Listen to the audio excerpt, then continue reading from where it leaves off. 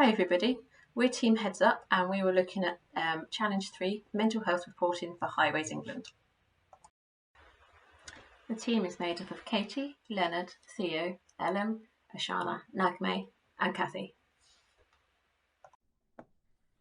So what's the data challenge within Highways England? It's about trying to find out the well-being of the organisation, because how people feel is important to organisational performance. And what are the challenges with trying to get that data?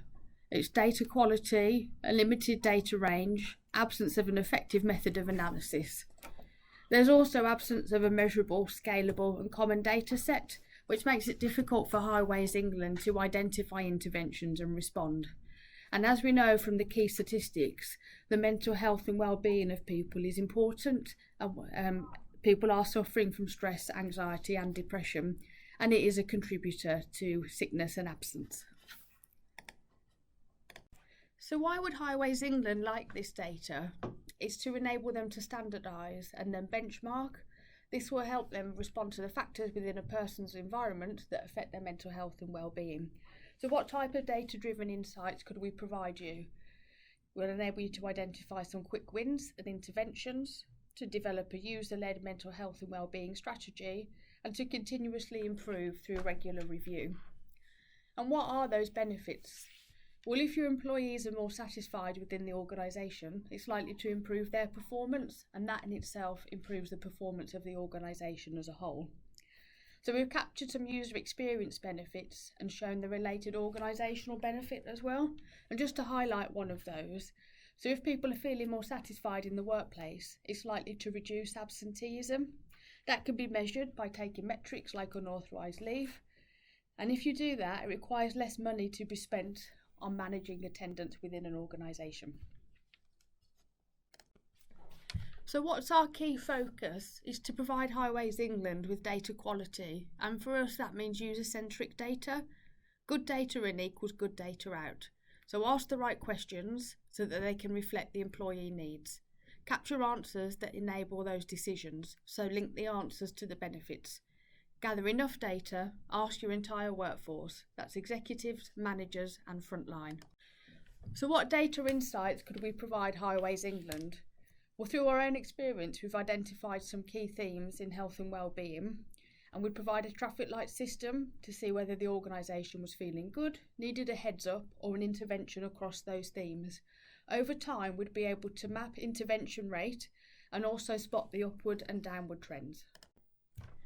So how do we propose to collect your data to make it flexible and scalable? We're using Microsoft Forms, capturing the data on a weekly basis and taking a longer survey monthly, and then visualising that data through Power BI.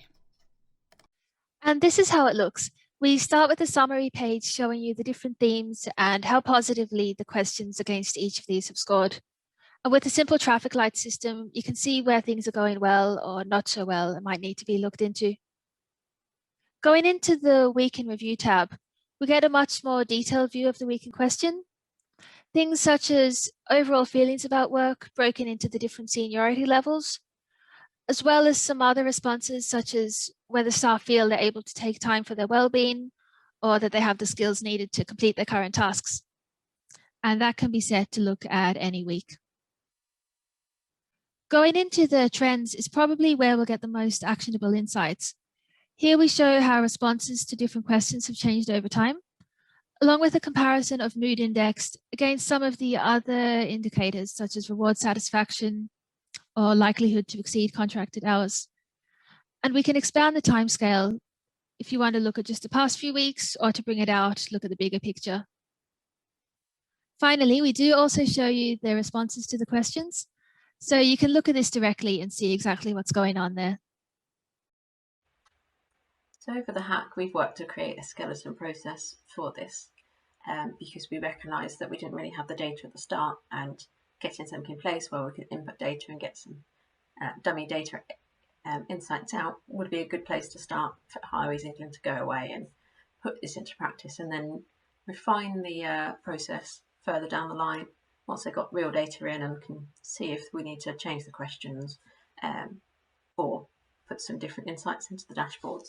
So it'd be really good to see a sort of further hack. So our question 1 was, what is the risk of somebody being able to reverse engineer the data to find the identity of the respondents? Now, the risk of somebody able to reverse engineer our data is quite low because we haven't got any user identity or email or name or anything like that in there. There is, however, a small chance that they could if they were to go through a process of elimination for each team. So question 2 was, how would you reduce the number of questions yet increase the insights? So we could reduce the number of questions by introducing a user ID so that we can then pull job ID and what project they're working on, who their manager is and things like that.